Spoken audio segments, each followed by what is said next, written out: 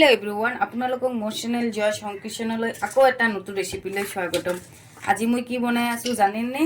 আজি মই আচাৰি বেগুন বনাই আছো। তাৰ কাৰণে মই ইয়াত দুটা বেগুন লৈছো, লগত পাঁচফোৰণ, আচাৰ, এটা বিলাহী আৰু 4-5টা শুকান জলকীয়া। এই ৰেচিপিটো বনাবৰ কাৰণে ইমান সহজ, লগত আমাক বেছি মছলা বা পিয়াজ ৰহুন এইবোৰ একো নালাগে।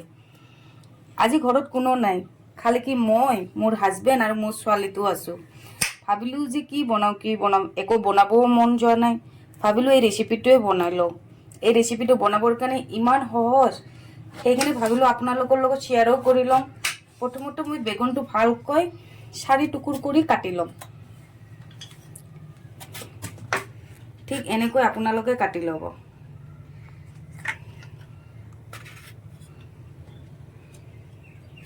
এতিয়া মই দুটা বেগুনে ঠিক এনেকৈ কাটি লম।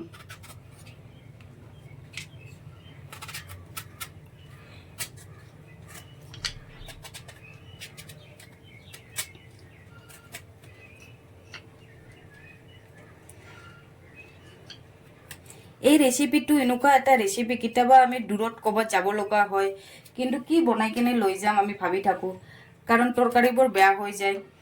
এই ৰেচিপিটো একবাৰ বনাই কিনে লৈ চাবচোন, যে 1 দিন বা 2 দিন এই ৰেচিপিটো যাবই, সোনকালে বেয়া নহয়। সেইকাৰণে মই আজি বনাই আছো, ভাবিছো আপোনালোকক দেখাই লওঁ।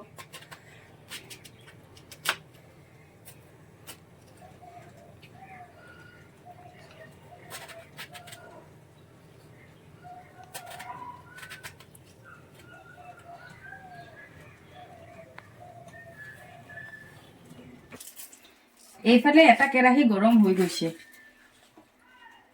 এইফালে কেৰাহীটো মই গৰম কৰি লৈছো আৰু শুকান জলকীয়াটো ভালকৈ শুকানকৈ ভাজি লম। আপোনালোকে হয়তো শুনিছে যে মই বেগুন কৈ আছো, আমাৰ অসমীয়া ভাষাত কিন্তু বেঙেনা কয়। মোৰ হাজবেণ্ডৰ ঘৰত বেগুন কয়, সেইকাৰণে মই বেগুন কৈ আছো। মই শুকান জলকীয়াটো ভালকৈ ড্ৰাই ভাজি লম। যেতিয়ালৈ মোৰ শুকান জলকীয়াটো ভাজা হৈ আছে, তেতিয়ালৈ এইফালে মই বেগুনটোত নিমখ হালধি দি কেনে ভালকৈ সানি কেনে ৰাখি দিম, কাৰণ এই বেগুনটো মোক তেলত আৰু ভালকৈ ভাজি ল'ব লাগিব।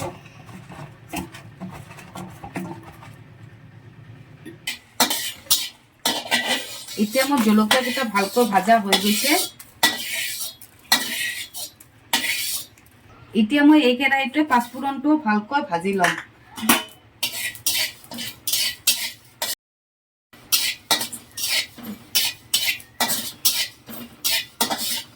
এইফালে মোৰ পাঁচফোৰণটো ভাজা হৈ গৈছে।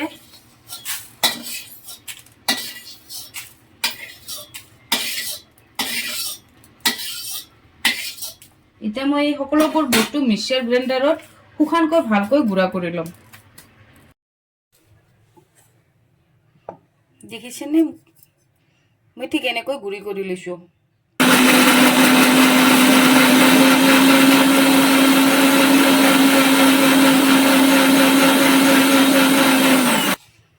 এতিয়া মোৰ বিলাহীৰ পেষ্টটো ৰেডি হৈ গ'ল।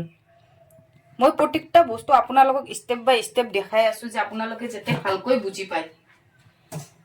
এতিয়া মোৰ কেৰাহীটো গৰম হৈ গৈছে, কেৰাহীটোত বেঙেনাবোৰ ভালকৈ ভাজি লম।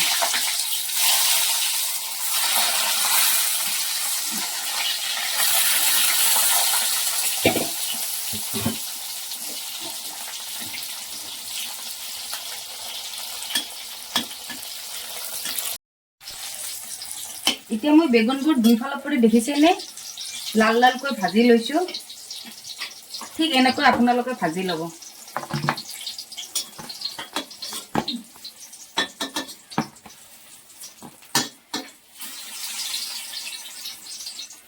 এতিয়া মই গোটেইবোৰ বেগুন এনেকৈ ভালকৈ ভাজি ল'ম।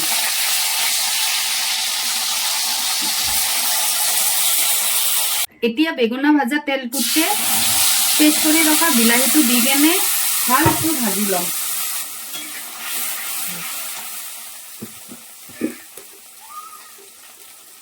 লগত হালধিৰ গুড়ি,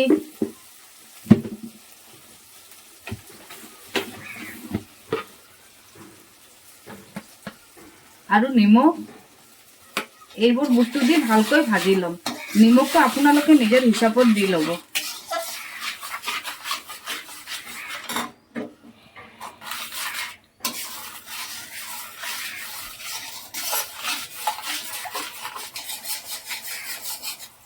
এইফালে মোৰ বিলাহীটো ভালকৈ ভাজা হৈ গৈছে। এতিয়া ইয়াত গুড়ি কৰি ৰখা পাঁচফোৰণ আৰু শুকান জলকীয়া গুড়িটো ইয়াত দি কেনে ভালকৈ আৰু মিলাই ভাজি ল'ম।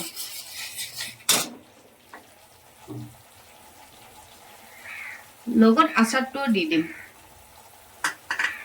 এতিয়া সকলোবোৰ বস্তু ভালকৈ মিলাই কেনে 2 পৰা 3 মিনিট আৰু ভালকৈ ভাজি ল'ম। এইফালে মোৰ আচাৰ অলপমান কম হৈছে, সেইকাৰণে মই আৰু অলপমান আচাৰ দি লৈছো আৰু লগত আচাৰটো আছে যে ভালকৈ ভাঙি দিম।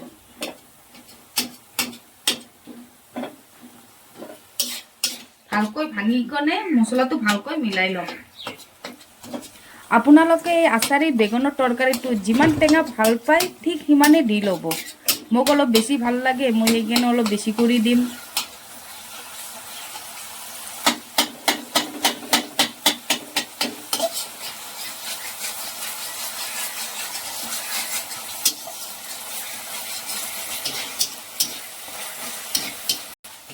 এতিয়া মছলাটো ভাজা হৈ গৈছে, দেখিছেনে তেলবোৰ ওপৰত আহি গৈছে। এই টাইমতে বেঙেনাবোৰ ওপৰত দি কেনে ভালকৈ মিলাই কেনে আৰু 2 পৰা 3 মিনিট কম গেছত ভালকৈ ভাজি ল'ম।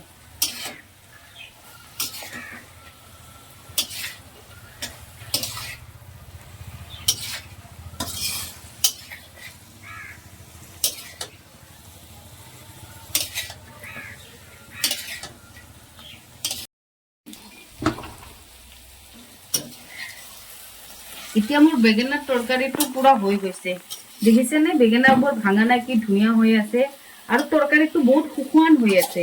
সেইকাৰণে মই কৈছো কেতিয়াবা যদি আমি যাত্ৰাত যাওঁ এনেকুৱা ধৰণে তৰকাৰী বনাই কেনে লৈ যাব পাৰিম, তেতিয়াহ'লে আমাৰ 1 দিনৰ পৰা 2 দিন এই তৰকাৰীটো থাকিব আৰু আমি যিকোনো যাত্ৰাত ভালকৈ ৰুটিৰে বা পৰঠা ভাতেৰে খাব পাৰিম।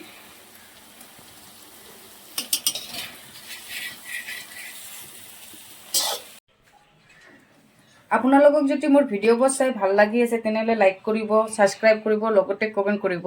আৰু যদি এই ৰেচিপিটো ভাল লাগিছে তেতিয়াহ'লে একবাৰ বনাই কেনে খাই চাবচোন, খাবলৈ যে ইমান ভাল লাগে।